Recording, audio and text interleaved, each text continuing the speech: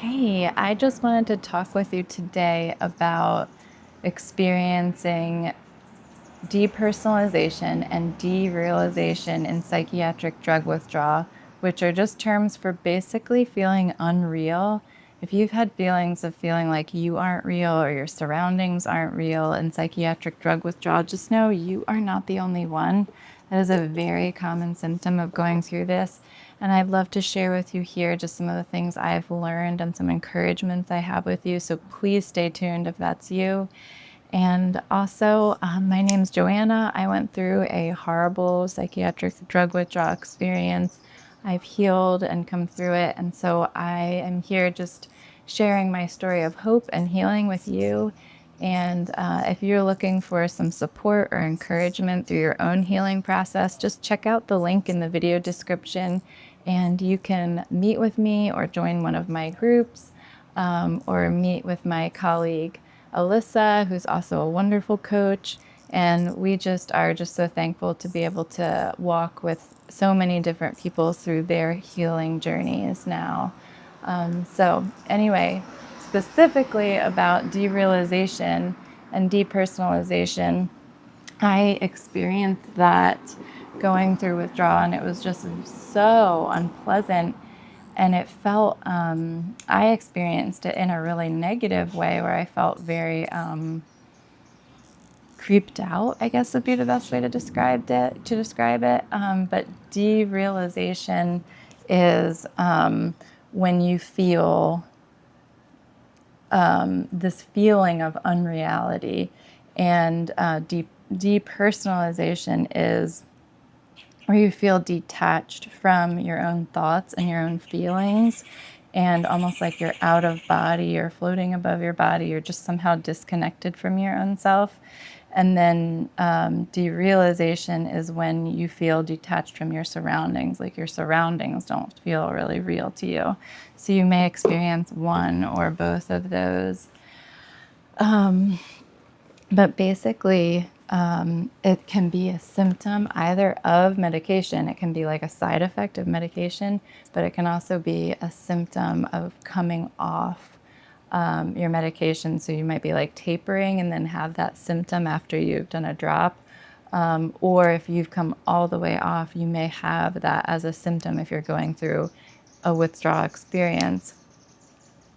So I think it's our brain's way of protecting us in a way, because our brains get kind of overwhelmed by sensation when we're going through healing, because like everything around us we experience bodily, so it might be like a fly buzzing by you, or like the texture of the ground, or the color of the sky, and the smell, and just all of these sensory things are actually a lot of things to process, and then let alone like all these other things to process. And so normally, our brains could process all those things and be like, yeah, that's what's going on. This is the temperature, this is the color of the sky, and not be overwhelmed by it. But if you're going through a brain healing process, your brain might be like, whoa, that's too much. I can only process one thing right now. So we're going to check out a little bit right here. And so it's like a protective measure, I think our brains go to, this is my theory, when they're overwhelmed. So sometimes it's like we can be afraid, like, oh my gosh, am I having like a trauma I'm going to remember forever because I keep having depersonalization, derealization, and really so many the people that I've talked to after they're done with their withdrawals don't feel like they have these haunting horror memories of it. It's like actually just kind of done. And so that's my encouragement to you, is like, do not be afraid you're gonna be haunted with this forever.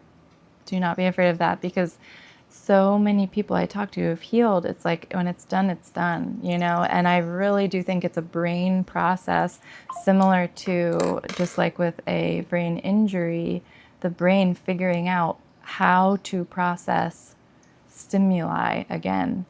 and it's overwhelmed at first, and naturally because of that injury and because of that change in the brain chemistry of getting off of something that it was dependent on for homeostasis. And so the window wave pattern of symptoms coming and going is just the natural healing process for the brain. And so that symptom, I think, is just a way of our brains being like, okay, I'm overwhelmed. I'm taking a little break here from all sensory overload and all of the information to process. And so you might feel like scared if you have that. Like it can be really scary to be like, oh my gosh, I feel unreal. What's really happening? Am I like what is actually happening if I can't be connected to a sense of reality? But all that's happening is your brain is healing, and there's not something really bad happening to you, and your brain might even be saying like, oh no, something bad is happening, like this impending feeling of doom or fear. But I just want to encourage you that nothing bad is happening. These symptoms cannot harm you. They are uncomfortable. They do not feel pleasant. They hurt. They can be very painful, but the symptoms themselves are not healing you, are not harming you. They are part of loud. They are part of the healing process. And so think of those symptoms as just like your body ramping up in healing and its healing efforts. Just like when someone gets sick with the flu and gets the fever, like the fever is actually the body's response to the introduced harming, bacteria or virus, and that's the body's way of getting it out. And so even though the fever feels horrible and the symptoms feel horrible, they're our body's way of fighting us back to homeostasis and getting rid of that virus. So I just want to encourage you that the symptoms are actually signs that your body is finding a way to heal, is finding a way to stabilize, is finding homeostasis, and that eventually that you might be swinging like back and forth with crazy symptoms, but eventually must be the time of day to like ride in your motorcycle. But eventually that's just gonna calm right down, and your nervous system is gonna be like this, just like steady, and you're gonna be in the moment, be able to just process what's in the moment. Like you'll be able to pay attention to what's important and ignore what's trivial, and like you will heal from this. Your attention and your focus and your heart rate, digestion, your body temperature, your processing, like you're gonna recover from this, and you are gonna feel differently than you do right now when you're going through it. So that's my encouragement to you, is even if you're experiencing some scary symptoms like depersonalization, derealization, just know that this is par for the course. You are just going through your healing process, and your body's just checking off every one of those symptoms, just working it out. Like think of it as like just running its course. Your body's just running its course through that symptom, and then it's got that done and on to the next thing. And so eventually, symptoms drop away and your body figures out how to regulate, and eventually you're healed. And you're like, am I done? Maybe I'm done. And then it's just going to be done.